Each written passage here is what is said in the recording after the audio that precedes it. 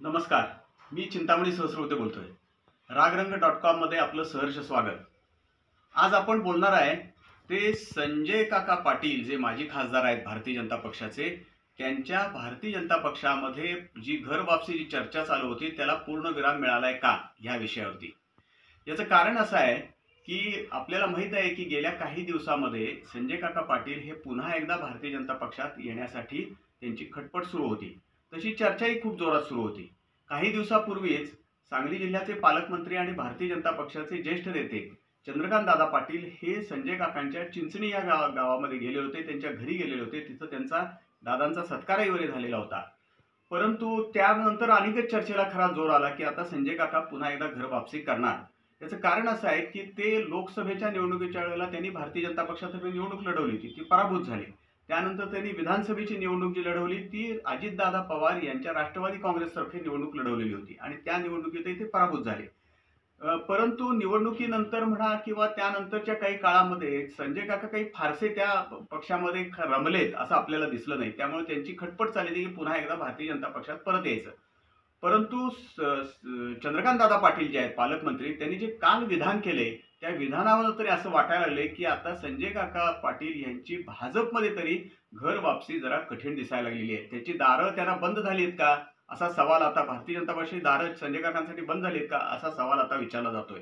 या उलट चंद्रकांत दादा पाटील यांची जर एकूण विधानं त्या पत्रकार परिषदेतली पाहिली तर त्या असं दिसतंय की भारतीय जनता पक्ष हा खासदार विशालदादा पाटील अपक्ष खासदार विशालदादा पाटील यांना पक्षात घेण्यासाठी अशी उत्सुक आहे. पक्षात घेण्यासाठी असेल किंवा सहयोगी सदस्य म्हणून त्यांना बरोबर घेण्यासाठी. कारण चंद्रकांत दादा पाटील यांनी असं सांगितलं की विशालदादा पाटील हे तरुण आहेत, अभ्यासू आहेत, हुशार आहेत, त्यांना सांगली जिल्ह्यातल्या सगळ्या प्रश्नांची जाण आहे. ते जर आमच्याबरोबर आले तर निश्चितच अधिक चांगलं होईल आणि त्यांनी आमच्याकडे यावं यासाठीचे आमचे प्रयत्न आम्ही थांबवलेले नाहीत.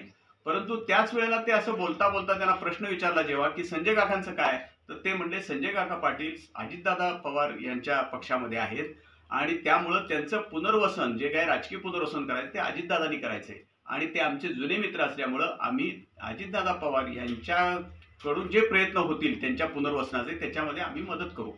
आता या सगळ्यावरनं असं वाटायला लागलेलं आहे की संजय काका पाटील यांची जी घर वापसीची जी चर्चा चाललेली होती आणि त्यांची जी इच्छा होती त्याला काहीतरी पूर्णविराम मिळतोय का काय अशी शंका आता निर्माण झालेली आहे. आणि एकीकडं संजय काका पाटील यांच्या भारतीय जनता पक्षातल्या घर वापसीच्या एकूण सगळ्याच प्रयत्नाला पूर्णविराम आणि दुसरीकडे मात्र विशालदादा पाटील यांच्यासाठी मात्र भारतीय जनता पक्षातर्फे त्यांनी त्यांच्याबरोबर यावं, सहयोगी सदस्य व्हावं, त्यांच्याबरोबर काम करावं भारतीय जनता पक्षाबरोबर यासाठी खटपट असं एकूण वातावरण आपल्याला सगळं दिसतंय. आता बघूया काय नेमकं होतंय. आणि तासगाव तालुक्यात म्हणा किंवा एकूण तासगाव कोठेमंकाळ मतदारसंघात सुद्धा त्या दृष्टीनं काही विशेष हालचाली सुरू आहेत. कारण गेल्या काही दिवसामध्ये चंद्रकांत दादा पाटील यांनी त्या भारतीय जनता पक्षाचे किसान मोर्चा जो आहे त्या किसान मोर्चाचे प्रदेशात सरचिटणीस आहेत संदीप गिड्डे पाटील यांना जास्तीत जास्त ताकद द्यायचं काम सुरू केलेलं आहे असं एकूण दिसतंय.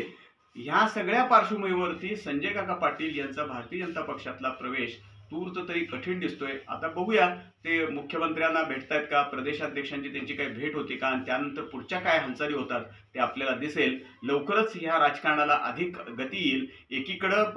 एकेकाळी भारतीय जनता पक्षाबरोबर असलेल्यापैकी काही प्रमुख लोक म्हणजे शिवाजीराव नाईक साहेब आहेत किंवा विलासराव जगताप साहेब आहेत किंवा राजेंद्र देशमुख आहेत हे अजितदादांच्या पक्षामध्ये चाललेले आहेत आणि त्याच वेळेला अजितदादांच्या पक्षातले असलेले संजय काका पाटील हे भारतीय जनता पक्षात येऊ इच्छित होते. परंतु त्यांना तूर्त तरी काही भारतीय जनता पक्षात घ्यायला पक्ष इच्छुक नाही म्हणण्यापेक्षा पालकमंत्री चंद्रकांत दादा पाटील काही फार इच्छुक आहेत असं दिसत नाही. पाहूया काय होतंय. तुम्हाला काय वाटतंय, तुम्ही ह्या संदर्भात आपलं काय मत असेल ते आम्हाला कळवा आणि आमचं हे रागरंग.com हे यूट्यूब चॅनल जास्तीत जास्त लाईक करा, शेअर करा आणि सबस्क्राईब करा. धन्यवाद.